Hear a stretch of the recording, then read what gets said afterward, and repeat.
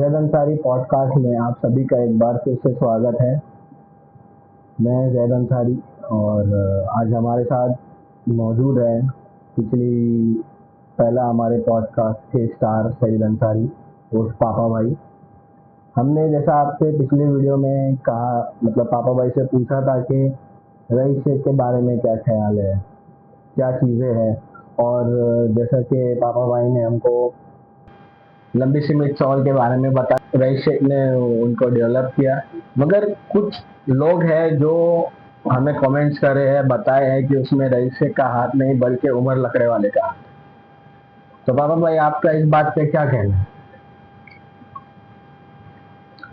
भाई जहाँ तक के मुझे खबर थी, उमर लकड़ा वाला उस बिल्डिंग में रहता है। वहाँ उनके भी रिश्तेदार है, हमारे भी रिश्तेदार है। हमने भी मेहनत की, उन्होंने भी मेहनत की, वो भी गए।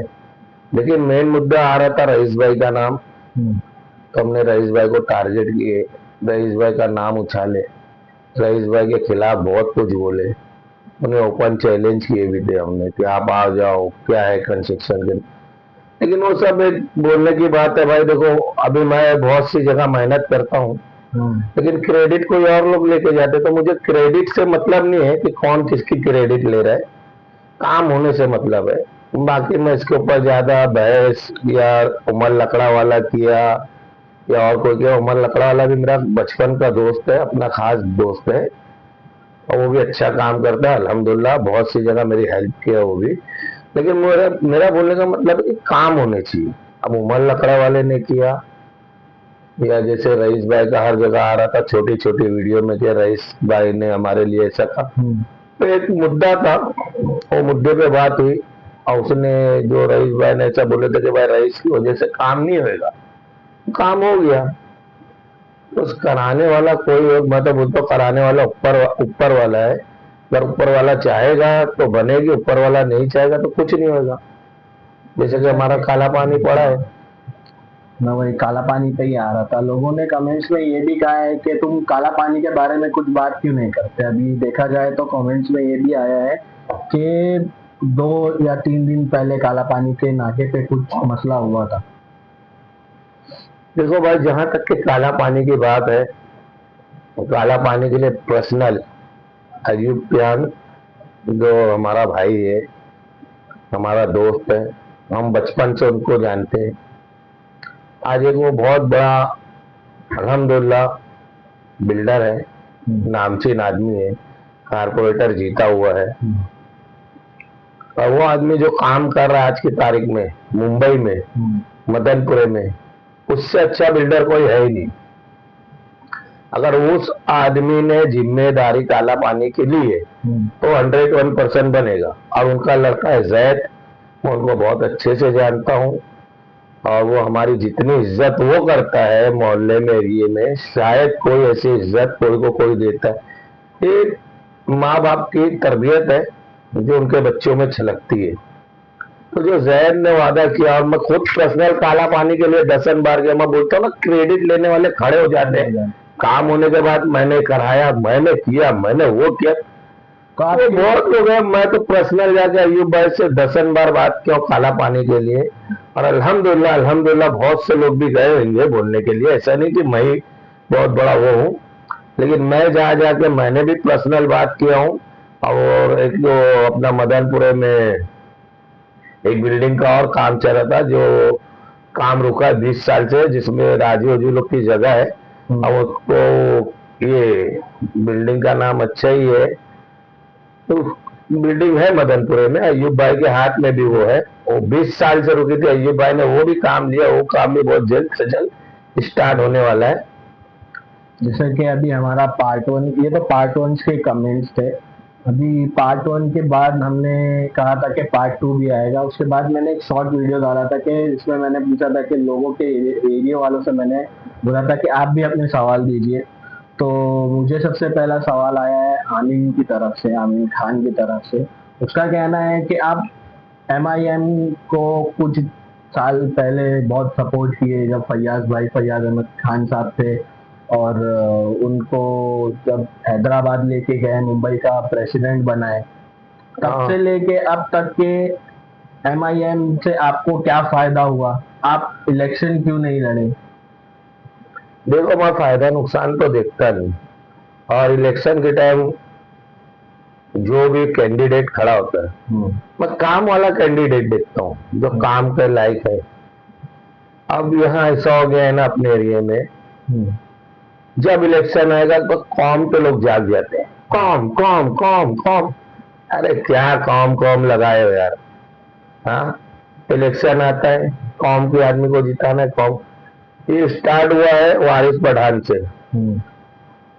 ये लोग आए, मदनपुरे में भाषण दिए, कौम जाग गई, वारिस पठान जीत गया। काम जो हुआ नहीं हुआ क्या किया उसने, वो अपना गया यार।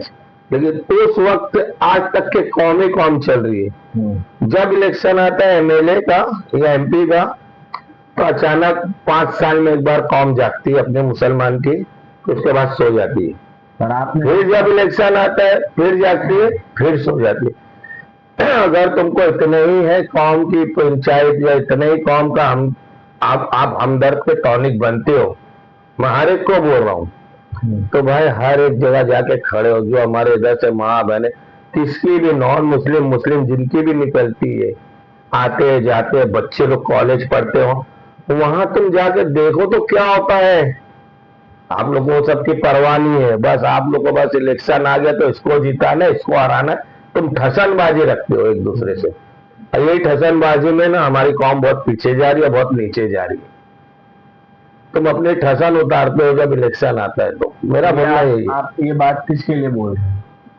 आम जनता के लिए बोल रहा हूँ भाई। अरे कि आपका, अगर आपका देखा जाए तो जब MIM फैयाज खान साहब जब खड़े हुए थे MLA की सीट के लिए, तब आपने भी स्टेज पे अपने कुछ टिप्पणियां रखी थी।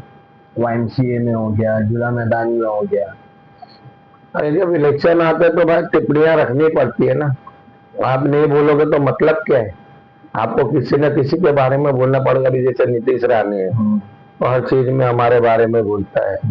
मस्जिद में घुसेंगे, इधर घुसेंगे, होता कुछ नहीं भाई। इलेक्शन का जब इलेक्शन पीरियड आने वाला रहता है ना, तो बोलते हैं ना, बारिश में मेंढक पैदा होते तो उछलने के लिए, वैसे कौम वाले भी उछलते, ऐसे फालतू बोलने वाले भी बहुत उछलते। उसका कोई हल नहीं रहता है। बस इसमें क्या होती है, बेचारी हमारी पुलिस, हमारी जनता, ये लोग परेशान हो जाते हैं। बाकी का कोई का कुछ नहीं होता है।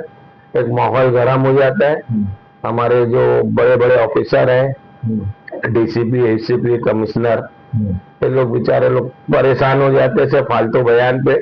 होता कुछ नहीं, थोड़ा मोटा चुटुर पुटुर होता है दिखाने के लिए, मामला खत्म हो जाता है, इलेक्शन खत्म, सब चीज भूल जाते हैं। कमेंट्स में एक क्वेश्चन ये भी है कि जो भंगार वाले पूरी सड़क घेरे हुए हैं, चलना दुश्वार है, तो ये किस जगह का, मतलब किस इलाके को मेंशन किया जा रहा है कि भंगार वाले हैं? भंगार वाले ये बदलूपुरा है, तुम्हारा ये अपना भाई कल्ला का एरिया हो गया, ये है। ये सब भंगार वाले की गलती नहीं है भाई। ये तो बाहर से आए हुए लोग हैं, यूपी से, बिहार से, इधर उधर से आके एक छोटा सा घर ले लेते भाड़े पे, वो आस्ते आस्ते भंगार का धंधा चालू करते हो, सब कब्जा करके लोग कर। ये जो है, जो हमारे इधर के जैसे MLA है, कारपोरेटर है, और एरिया के जो अपने आप को रहनुमा बनते हैं, तो ये लोग का काम है ये वो हटावे, पुलिस बुलावे, BMC बुलावे, वो हटावे। क्योंकि ये सब काम थोड़ी ना होता है, ये सब कौम में थोड़ी ना आता है। साफ सफाई अपने ईमान में थोड़ी ना है। बस जब इलेक्शन आए तो कौम को बचाने के लिए निकलो।